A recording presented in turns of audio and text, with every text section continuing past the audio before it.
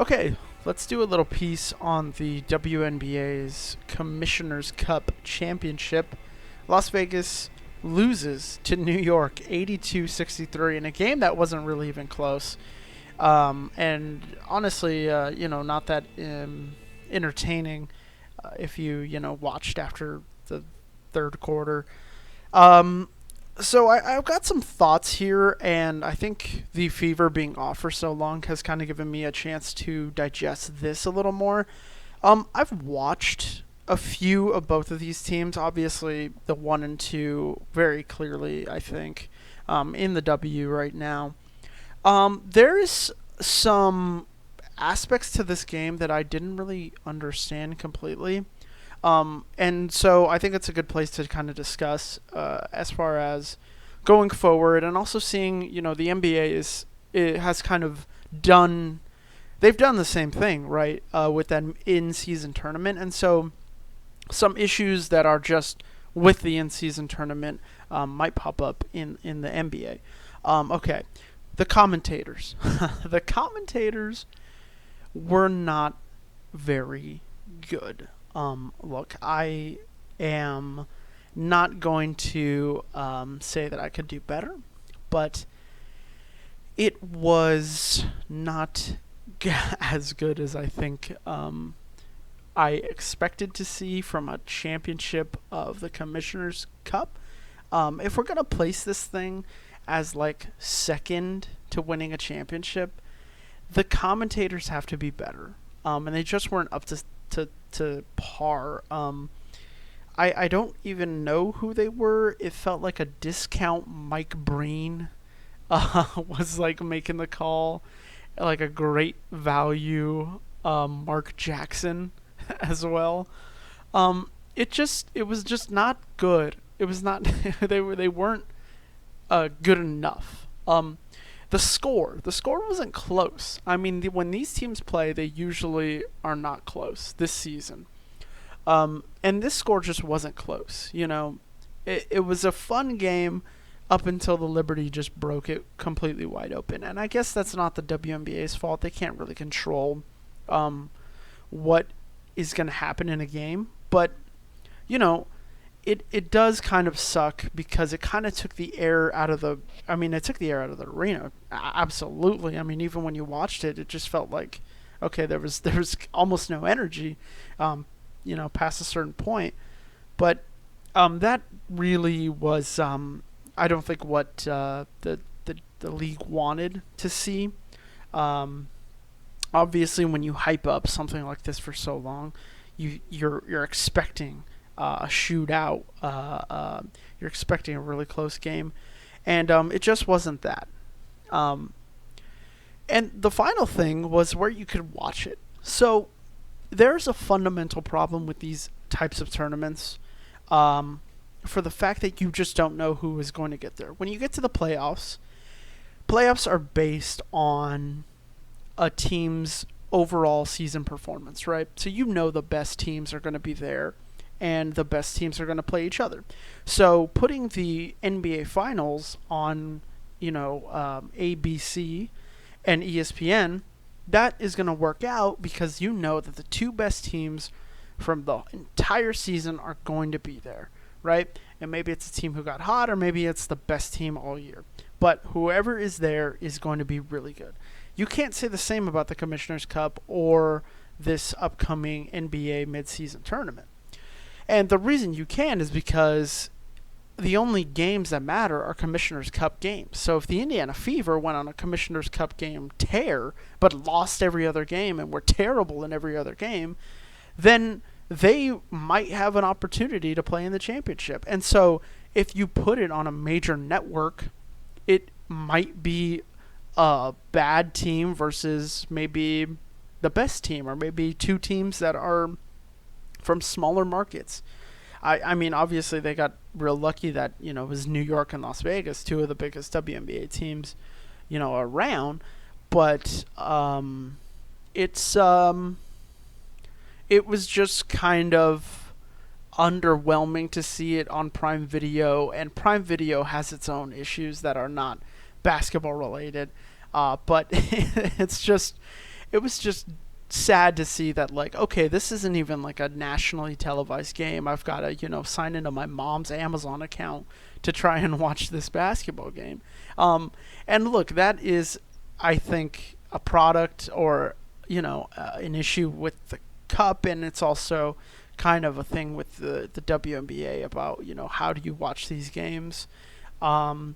But that is neither here nor there. That is not the discussion today. So my overall general idea my overall general, conclusion that I've come to about this year, specifically this year's Commissioner's Cup, is that it is like faking importance. It might not be what the league wants it to be, and I'm not saying that it can never get there, because I think it has some merit. And look, the arena was packed, and it might be just because they're, the Aces were playing the best, second best team, but I think there could be some changes, a couple changes, and maybe try and put this thing on, I don't know, CBS Sports or one of those type of networks. Try and make this thing a little bit more enticing for the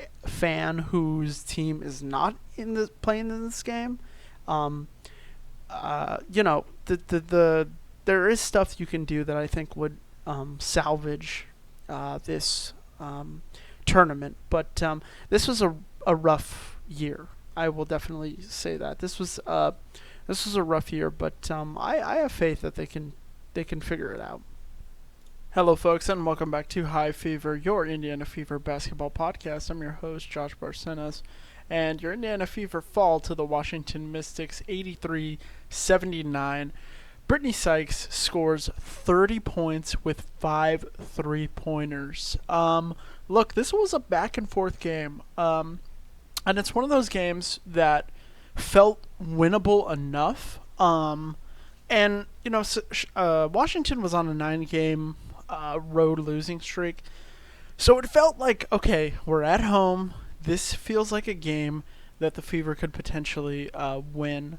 Let's go through the box score. Of course, Brittany Sykes scored 30 points, 11 for 19 from the field. Just a great game. And McCannon, 17 points. Aaliyah Boston played 35 minutes. She went 50% from the field and scored 16. That's just going to be kind of like the Aaliyah Boston game. And, Nalissa Smith back in the starting lineup, 2 for 6. Not a great Nalissa Smith game.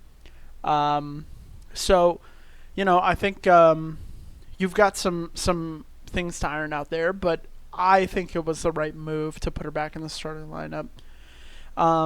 Elena Delle Donne played 11 minutes, scored 6 points. So she's kind of working back with the Mystics. Yeah, look, it was just one of those games that, at halftime felt definitely winnable, felt close enough, right? Obviously tied, and I think, I don't know, down the stretch, 3 minutes left in the fourth, they kind of just lose it. The Fever just kind of flounder. The offense goes cold. The defense, starts looking just bad, and we lose a game in the closing seconds. And I feel like this is I feel like it's I don't know. I feel like I'm saying this every game, right? It's kind of a repeat situation, but this is what's going to happen when you have a young team and not a lot of experience. And so we dropped this game. Regular season series this year. 2-2 with the Mystics. So, overall not a bad showing. I mean, I'm not going to say it was great, but I think at the same time, a lot of good things to learn from here. A lot of things that I think, specifically like the play of Aaliyah Boston and seeing kind of the aggressiveness, but also knowing when to be a little bit more aware of stuff like fouls and pacing and other things. That's good to see as far as the season goes on. Again, turnovers was a problem. Just looking at the team stats, the disparity is 10 to 17. And I've said this before. Turnovers are going to lose you games 100% of the time. That's just not a way to win in a league like this. And so, and I think, if we're looking towards the future, a 3-point shooter, a reliable 3-point shooter, is going to be in this team's future. And look, obviously, yes, this team needs a lot of pickups. But I think as we grow in the future and looking ahead to maybe the draft and what is going to happen in this upcoming college season, a game like this where it was close enough to where, okay, you say, hey, we got, one or two more scores, we got some smarter play down the stretch, that, hey, this is a winnable game, and this is a game that, honestly, yeah, we probably should have won. But it's a tough loss. They're going to have to learn from it and play the Mercury next.